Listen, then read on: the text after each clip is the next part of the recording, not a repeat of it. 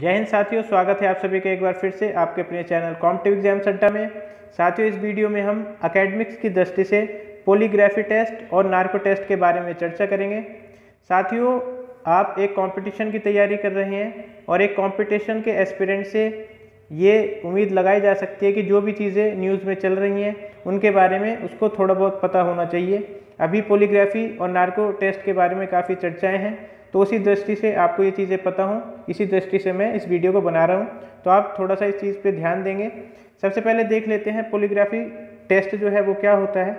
तो polygraphy test जो है प्रशिक्षण है, इस धारणा पर आधारित है कि जब कोई व्यक्ति झूठ बोलता है तो उस स्थिति में उसकी शारीरिक प्रतिक्रियाएं किसी सामान्य स्थिति में उत्पन्न होने वाली शारीरिक प्रतिक्रियाओं से अलग होती है। तो इसमें देखिए क्या बात है, जो पॉलीग्राफी टेस्ट है इसको बेसिकली देखिए लाई डिटेक्टिंग टेस्ट भी बोला जाता है। लाई डिटेक्टिंग मतलब झूठ को पकड़ने वाला टेस्ट भी इसको कई बार बोला जाता है, इस चीज़ से इसको संबोधित किया जाता है।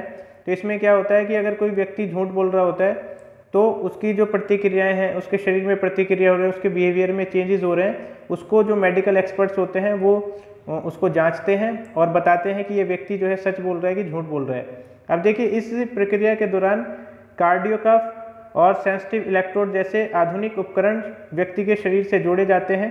देखिए आपने देखा होगा कि कई बार फिल्मों में या वैसे भी आपने कोई मेडिकल वीडियो अगर आप देख रहे हैं या आपके साथ में कोई ऐसी चीज़ें हुई हैं, तो जैसे माथे पे कुछ छोटी छोटी चीज़ें लगा दी जाती हैं, चिपका दी जाती हैं, उसके साथ तार जुड़े होते हैं और ये सारे तार एक मशीन में जुड़े होते हैं। इसी तरीके की चीज़ों को ये सेंसिटिव इलेक्ट्रोड्स वगैरह बोला जाता है। और जब पॉलीग्राफी टेस्ट होता है तो ऐसे ही इलेक्ट्रोड्स और ऐसे ही कार्डियोकफ्स जो हैं उस व्यक्ति के साथ जोड़ दिए जाते हैं जिसके ऊपर ये टेस्ट किया जाता है।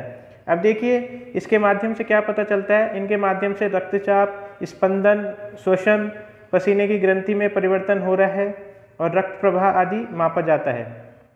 और साथ ही इस दौरान उनसे प्रश्न भी पूछे जाते हैं। अब देखिए कोई व्यक्ति जो है, कोई जो बेसिकली कन्विक्टेड क्रिमिनल है, उसको क्या करेंगे, उससे पूछेंगे कि भाई ये चीज़ कैसे हुई, कैसे आपने किया है ये चीज़, उससे प्रश्न पूछेंगे। तो अगर वो झूठ बोल रहा होगा तो उसकी जो चीज़ें हैं जैसे रक्तचाप है, स्पंदन है, श्वसन है, इन सब चीज़ों में परिवर्तन आएगा। तो उसी को मेडिकल एक्सपर्ट जो है जांचते हैं।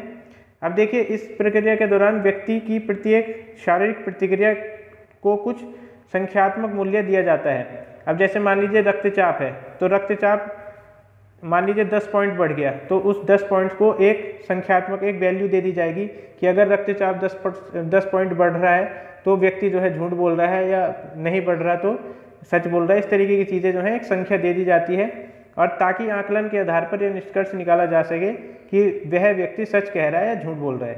तो ये चीज़ें आप देख सकते हैं। अब देखिए पॉलीग्राफी प्रशिक्षण की जो हिस्ट्री है, इतिहास है, उसको एक बार हम देख लेते हैं।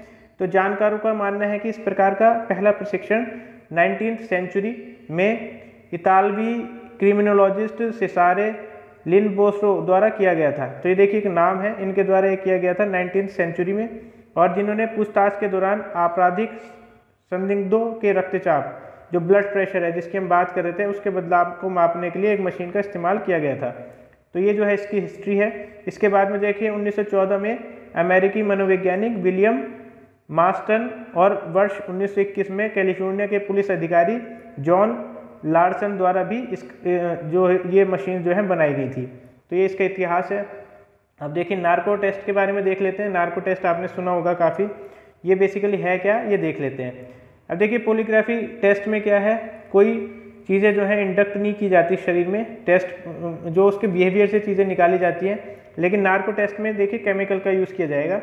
पॉलीग्राफी प्रशिक्षण के विपरीत नार्को प्रशिक्षण में व्यक्ति को सोडियम पेंटोथल, अब देखिए आपको ये वीडियो बनाने का क्या उद्देश्य है, ये जैसे कि यूपीएससी या यूपी पीसीएस या अन्य स्टेट पीसीएस की जो परीक्षाएं होती हैं, या और भी अन्य परीक्षाएं हैं जैसे यूपीएचएससी में भी इस तरीके का जो केमिकल है वो पूछ लिया जाएगा कि नार्को टेस्ट में कौन सा केमिकल यूज़ किया जाता है। न्यूज़ में जो चीज़ें होती हैं उनसे इसी तरीके के प्रश्न पूछे जाते हैं। तो आपको ये चीज़ पता होनी चाहिए कि सोडियम पेंटोथल। अब देखिए ये जो आम आदमी रहेगा उसके लिए ज़रूरी नहीं है ये चीज़ याद रखना, लेकिन आप एक कंपटीशन की तैयारी कर रहे हैं तो आपके लिए ये चीज़ याद रखना बहुत ज़रूरी है। आपको कंपैरिजन भी पता होना चाहिए लेकिन एक आम आदमी को ये चीज़ें पूछेंगे उसको शायद ना पता हो ये चीज़ें, लेकिन एक कंपटीशन वाले छात्र से इतनी उम्मीद की जा सकती है कि एटलीस्ट ये जो केमिकल यूज़ हो रहा है वो तो उसको पता होना चाहिए। तो अब देख लेते हैं, सोडियम पेंटोथल जैसी दवाइयाँ का इंजेक्शन दिया जाता है जिससे वह व्यक्ति कृत्रिम निंद्रावस्था, देखिए उसमें क्या होता है बेसिकली नशा टाइप का हो जाता है, कृत्रिम आर्टिफिशियल निंद्रावस्था, मतलब एक तरीके से सोने की अवस्था हो जाती है, ना तो व्यक्ति ठीक से सो पाता है ना व्यक्ति ठीक से जाग पाता है, बीच की अवस्था है ये। और ये किसकी वजह से होती है? सोडियम पेंटोथल की वजह से होती है। इसको कृत्रिम निंद्रावस्था भी कहेंगे, मतलब कृत्रिम इसलिए कहेंगे क्योंकि ये केमिकल के थ्रू सोने की एक तरीके से अवस्था बनाई जाती है और उसको बेहोश अवस्था में पहुंचाया जाता है। इसके बीच की अवस्था होती है वो। इस दौरान जिस व्यक्ति का यह प्रशिक्षण किया जाता है उसकी कल्पना शक्ति तटस्थ अथवा बेअसर हो जाती है, मतलब जो उसका एक्टिव माइंड होता है, एक्टिव माइंड काम नहीं करता है, उसके सबकॉन्शियस में जो चीज़ें होती हैं, सबकॉन्शियस वाली चीज़ें वो बाहर निकल के आती हैं, उससे सही सूचना प्राप्त करने या जानकारी के सही होने की उम्मीद की जा सकती है। अब देखिए इसमें उम्मीद की जा सकती है, ये सिर्फ एक प्रोबेबिलिटी है। अगर आप कहें कि जो नार्को टेस्ट है वहाँ से सारी चीज़ें सच निकलती हैं, तो देखिए आरुषि जो कांड हुआ था, आरुषि हत्याकांड, उसमें नार्को टेस्ट फेल हो गया था। कृष्णा एक उसमें अभियुक्त था, तो कृष्णा के ऊपर वो टेस्ट फेल हो गया था, क्योंकि इसमें जो है कई बार ये भी कहा जाता है कि जो पॉइंट बोला गया है कि कल्पना शक्ति जो बेअसर हो जाती है, कई बार ये भी बोला जाता है कि कल्पना शक्ति बहुत बढ़ भी जाती है। एक्टिव माइंड बंद होने की वजह से जो इमेजिनेशन पावर है, जो प्री कॉन्शियस या सबकॉन्शियस माइंड है, वो बहुत ही ज़्यादा इमेजिनेशन कर लेता है, और जो व्यक्ति जिससे पूछा जा रहा है अगर वो थोड़ा सा भी जो है अपने माइंड पे कंट्रोल कर पाता है तो बहुत सारी ऐसी चीज़ें वो बोल देता है इमेजिनेशन से जो वास्तविकता होती नहीं है। तो इसलिए नार्को टेस्ट एडमिसिबल नहीं है कोर्ट में, और ये कई बार जो है एक पुख्ता सबूत भी नहीं निकाल पाते हैं। तो ये चीज़ें हम थोड़ी सी ध्यान में रखेंगे। अब देखिए हाल ही में कुछ वर्षों में जांच एजेंसियों द्वारा जांच के दौरान नार्को प्रशिक्षण किया जाता रहा है, और अधिकांश लोग इसे संदिग्ध अपराधियों से सही सूचना प्राप्त करने के लिए यातना या थर्ड डिग्री के विकल्प में भी देखते हैं। अब देखिए थर्ड डिग्री में आता है अगर टेक्निकल टर्म्स की बात करें तो। हालांकि इन दोनों ही विधियों में वैज्ञानिक रूप से 100% सफलता दर प्राप्त नहीं हुई है, और चिकित्सा क्षेत्र में भी यह विधियाँ विवादास्पद यानी कि कॉन्ट्रोवर्शियल रही हैं। तो ये आप चीज़ें थोड़ा ध्यान देंगे। इसके बाद में देखिए नार्को टेस्ट का इतिहास देख लेते हैं। नार्को टेस्ट का इतिहास है, जानकर मानते हैं कि नार्को टेस्ट ग्रीक शब्द नार्के, जिसका अर्थ बेहोशी अथवा उदासीनता होता है, से लिया गया है, और इसका उपयोग एक नैदानिक और मनोचिकित्सा तकनीक का वर्णन करने के लिए किया जाता है। तो इसमें भी देखिए अगर आप YouTube पे डालेंगे तो एक जो आरुषि मर्डर केस में जो अभियुक्त था कृष्णा, उसको आप देख सकते हैं कि बहुत ही नींद की अवस्था में उससे चीज़ें पूछी जा रही हैं। अब मेरा कहने का मतलब ये नहीं है कि आप बिल्कुल इस पर रिसर्च कर डालें, इन चीज़ों में अपना टाइम वेस्ट नहीं करना है, बस जितनी चीज़ें मैं आपको बता रहा हूँ उतनी बहुत है आपके एग्ज़ाम के लिए। इस प्रकार के प्रशिक्षण की शुरुआत जो है वो हुई थी सर्वप्रथम 1922 में, जब टेक्सास अमेरिका के एक प्रसूति रोग विशेषज्ञ रॉबर्ट हाउस ने 2 कैदियों के प्रशिक्षण हेतु नशीली दवाइयों का प्रयोग किया था। तो ये इसकी इतिहास है।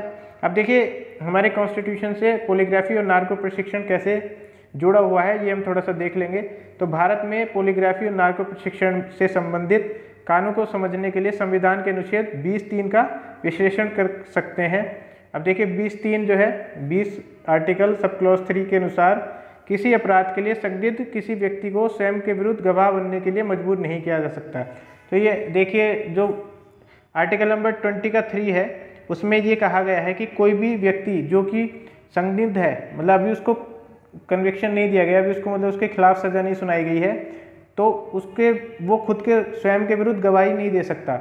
ऐसा आर्टिकल 20 सब क्लॉज 3 में कहा गया है कि खुद के लिए गवाह नहीं बन सकता है कोई भी व्यक्ति, उसको इस चीज़ से छूट है, इस चीज़ से उसको छूट मिलेगी।